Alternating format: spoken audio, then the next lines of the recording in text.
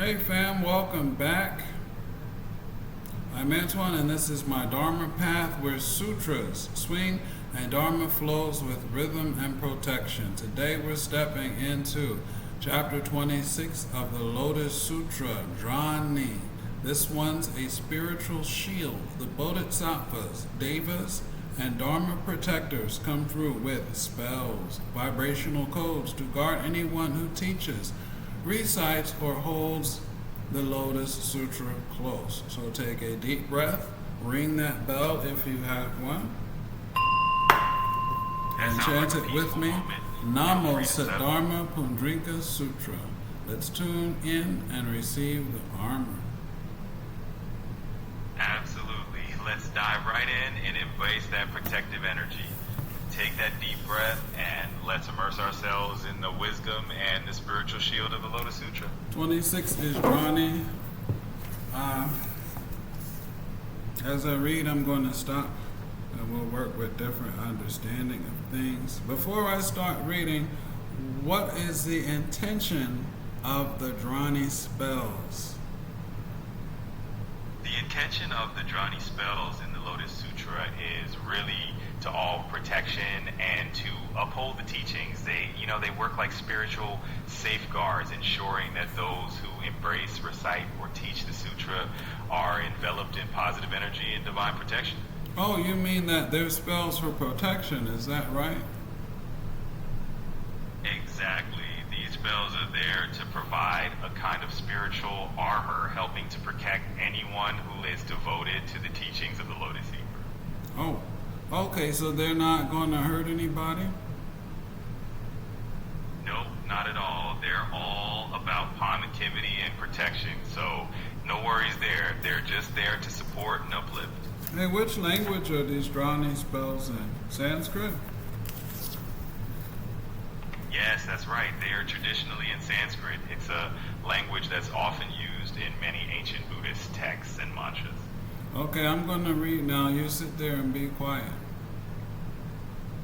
All right, I'll be right here if you need me. Enjoy your reading. Chapter 26, Dhāraṇī. At that time, Bodhisattva Medicine King rose from his seat, bared his right shoulder, pressed his palms together, and facing the Buddha, spoke to him, saying, World-honored one, if there are good men or good women who can accept and uphold the Lotus Sutra, if they read and recite it, penetrate its meaning, or copy the sutra scrolls, how much merit will they gain? The Buddha said to Medicine King, if there are good men or good women who offer alms to Buddhas equal in number of the sands of 810,000 million nayutas of Ganges, what is your opinion? The merit they gain will surely be great, will it not? Very great, world-honored one. Explain what merit means. In this context, merit is basically the positive spiritual energy or the good karma that one accumulates through their virtuous actions, thoughts, and practices. It's all about the goodness that you build up along your spiritual journey. The Buddha said, if there are good men or good women who with regard to this sutra can accept and uphold even one 4-line verse, if they read and recite it, understand the principle, and practice it as the sutra directs, the benefits will be very many. Could you explain who Bodhisattva Medicine King is, why he's significant in the Lotus Sutra, and what he's about to do with this spell? Bodhisattva Medicine King is a really significant figure in the Lotus Sutra. He's known for his healing qualities and his compassionate nature. In this part of the sutra, he is essentially demonstrating the importance of upholding and practicing the teachings, and by doing so, he helps inspire others to gain spiritual benefits and merits.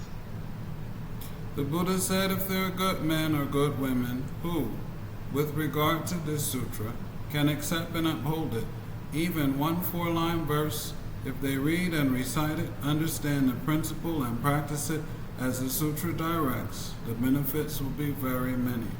At that time, Bodhisattva Medicine King said to the Buddha, World Honored One, I will now give to those who preach the law Dhāraṇī spells, which will guard and protect them.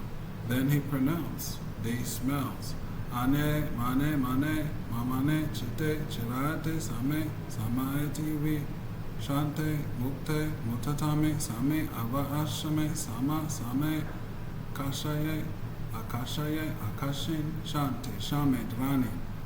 Alobo kahashi pravata kashani, nefeshati, abayatara efa shishati, atayanatara perishududi, ukule, mukule, arade, parade, shukakashi, asama asame, Buddha vilo kite, Dharma perashite, sama grani goshani, bahaya baho shadani, mantrai, mantra, shayate, rute, Ruta Kushale Akashaye Akashayana Vataya Ablo Amanayataya.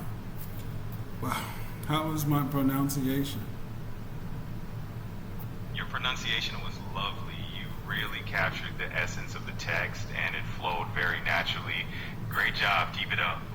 World Honored One, these Dhāraṇīs or supernatural spells are pronounced by Buddhas equal in number to the sands of 62 million Ganges. If anyone should assault or injure these teachers of the law, then he will have assaulted and injured these Buddhas. At that time, Shakyamuni Buddha praised Bodhisattva Medicine King, saying, Excellent, excellent Medicine King, you keep these teachers of the law and your compassionate thoughts, shield and guard them, and for that reason you pronounce these Dhāraṇīs. They will bring great benefit to living beings.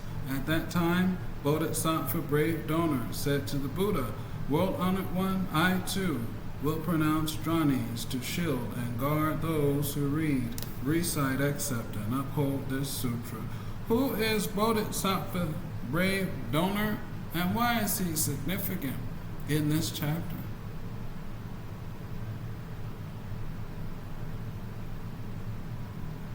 Chapter, Bodhisattva Medicine King is really highlighting the incredible value that comes from embracing and practicing the teachings of the Lotus Sutra. It's all about devotion and the spiritual benefits that come with it.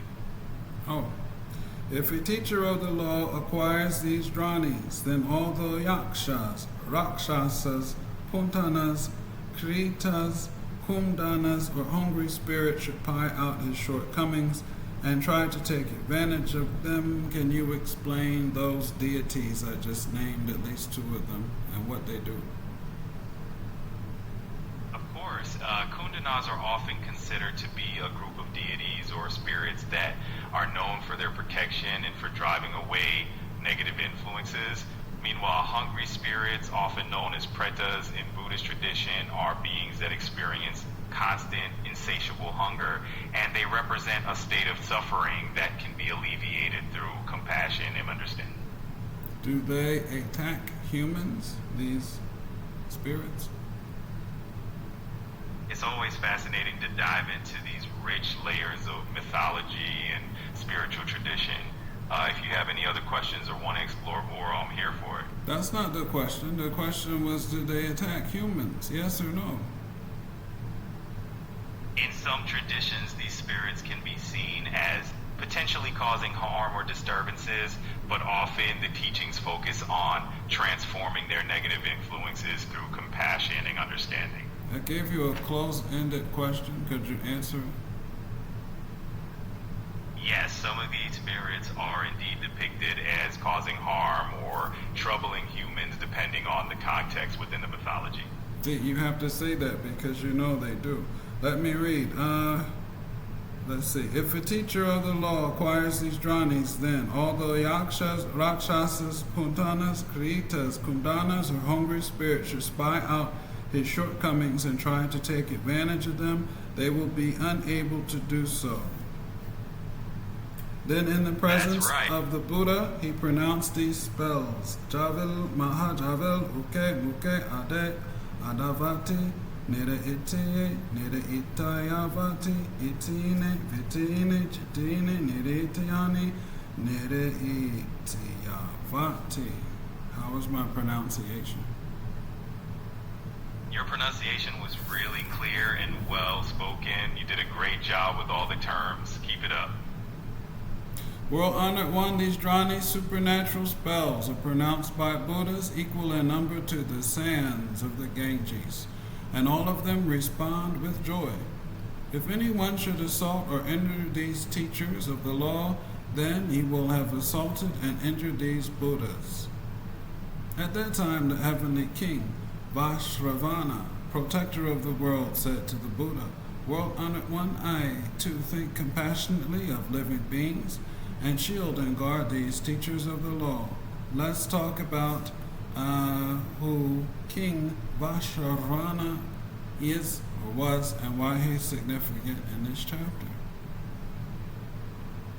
In this chapter, Bodhisattva Medicine King is really significant because he demonstrates the power of devotion and protecting the practitioners of the teachings, ensuring that they remain unharmed by any negative forces.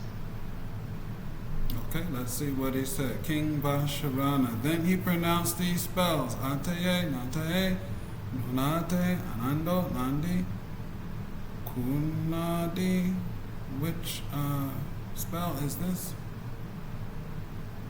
It looks like you were submitting from a part of the Lotus Sutra, which contains many protective spells and mantras, quite a powerful and ancient text. World Honored One, with these supernatural spells, I shield and guard the teachers of the law, and I will also shield and guard those who uphold this sutra, making certain that they suffer no decline or harm within the area of 100 yojanas. Explain yojanas, some people don't know. A yojana is an ancient unit of measurement that was used in India, often considered to be several miles in length. It's a way of conveying a large distance of protection and safety. At that time, the heavenly king, upholder of the nation, who was in the assembly, along with a host of thousands, 10,000 millions of Nayutas and Gandharvas who surrounded him and paid him reverence, advanced to the place where the Buddha was, pressed his palms together, and said to the Buddha, World Honored One, I too will employ dhāraṇīs, supernatural spells, to shield and guard those who uphold the Lotus Sutra. Who is this heavenly king, upholder of the nation? Tell us something about it. Well, to put it in perspective, a yojana is traditionally considered to be about 7 to 9 miles. Not so a the exact yojana. measurement. It seems like we were diving into some really fascinating Heavenly aspects King, of ancient upholder measurements. of the nation. Talk about Heavenly King, upholder of the nation. The Heavenly King, known as the upholder of the nation and the protective deity in Buddhist traditions, he's revered for his role in safeguarding the teachings and the practitioners, ensuring that they can spread wisdom and compassion without hindrance. Okay, so his job is to aid living beings in spreading compassion. Is that right? Exactly. He's all about protecting and nurturing living beings, making sure that compassion and wisdom can flourish. It's a beautiful role filled with kindness and guardianship. Then he pronounced these spells. Agane, Gane, Guri, Gandhari, Chandali, Matangi, Junguli, Vrusani, Agasti. World Honored One, these dhāraṇīs, these supernatural spells are pronounced by 42 million Buddhas. If anyone should assault or injure these teachers of the law, then he will have assaulted and injured these Buddhas. Where are these 42 million Buddhas located?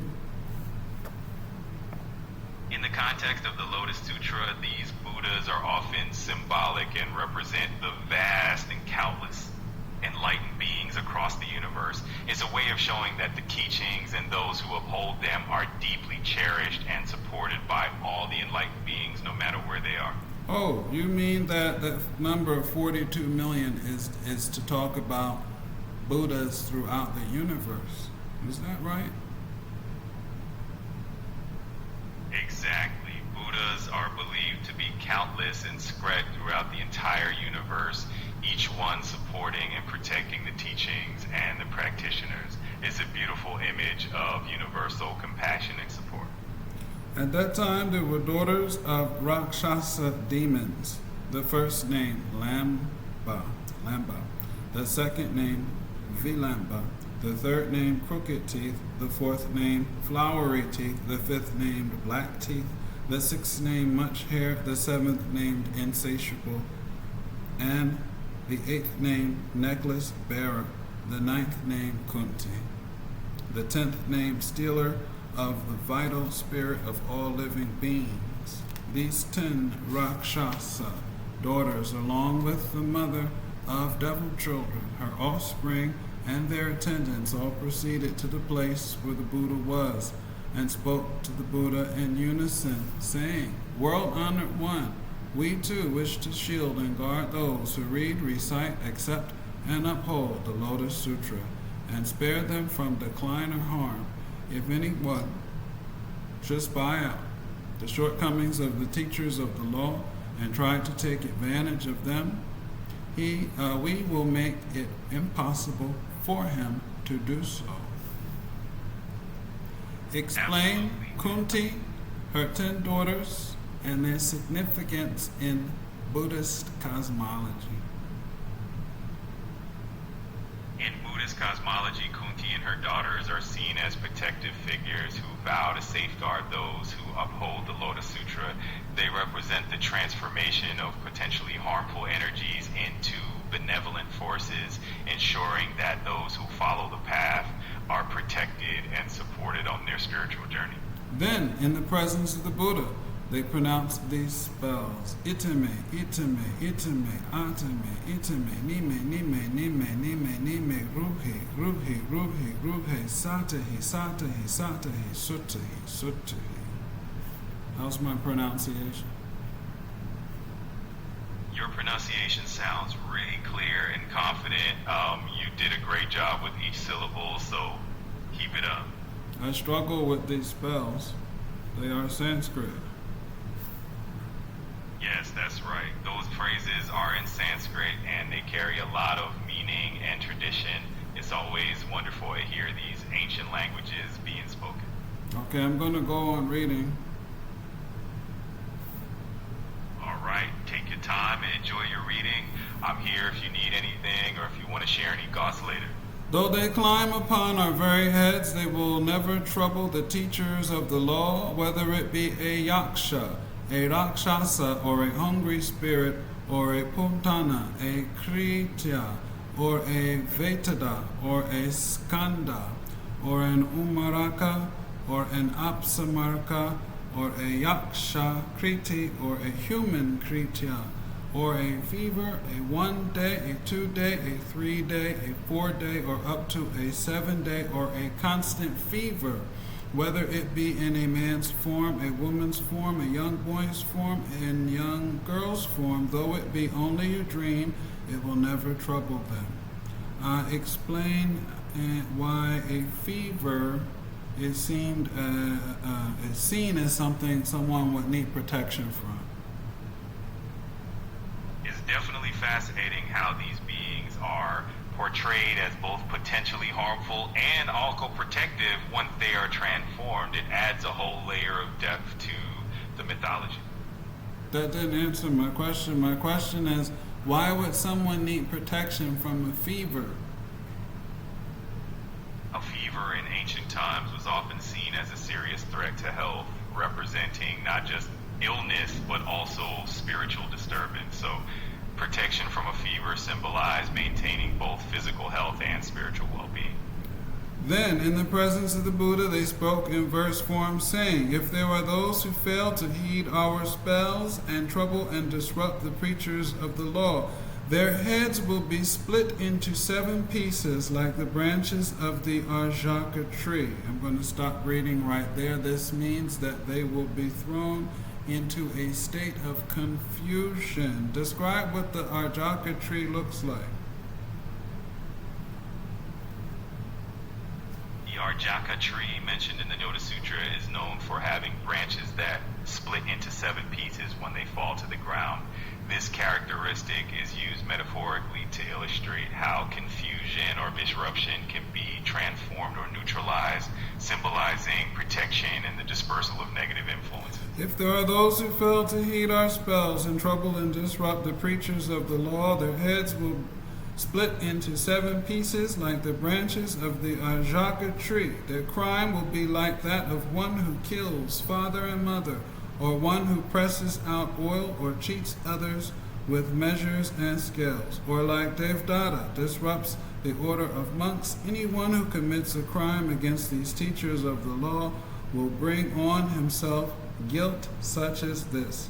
After the Rakshasa daughters had spoken these verses, they said to the Buddha, "World-honored one, we will use our own bodies to shield and guard those who accept, uphold, read, recite, and practice this sutra. We will see that they gain peace and tranquility, freeing them from decline and harm, annulling the effect of all poison herbs." The Buddha said to the Rakshasa daughters, "Excellent, excellent! If you can shield and guard those who accept and uphold the mere name of the Lotus Sutra, your merit will be immeasurable.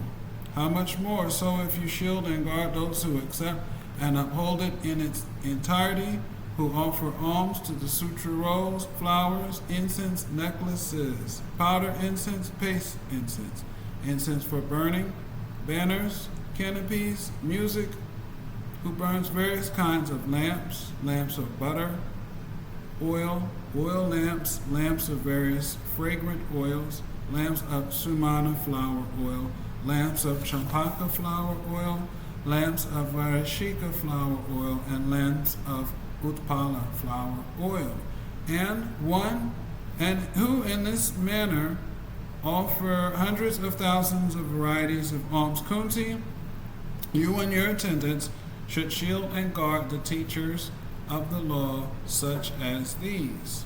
When the Buddha preached this Dhāraṇī chapter, 68,000 persons gained the truth of birthlessness. Does the truth of birthlessness means that they were free from the matrix?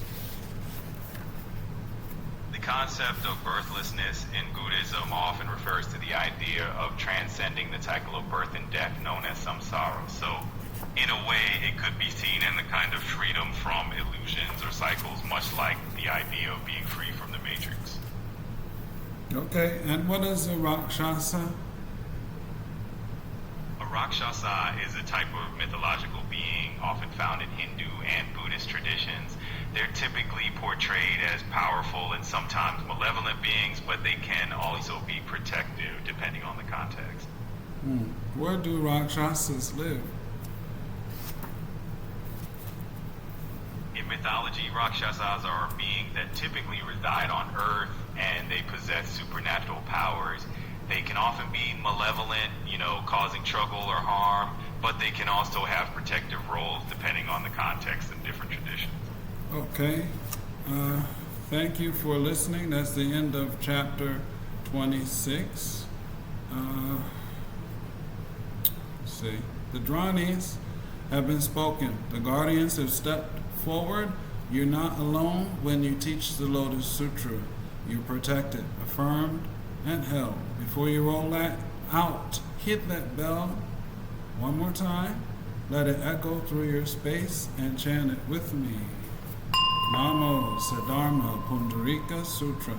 That's the title. That's the rhythm. That's the vow. This is my Dharma path, and Mantuan, thanks for walking with me. Until next time, keep your vibration strong, your breath sacred, and your blessings flowing in. Absolutely. Let's let that positive energy resonate and keep that sense of protection and affirmation with us. It's always a beautiful thing to carry forward.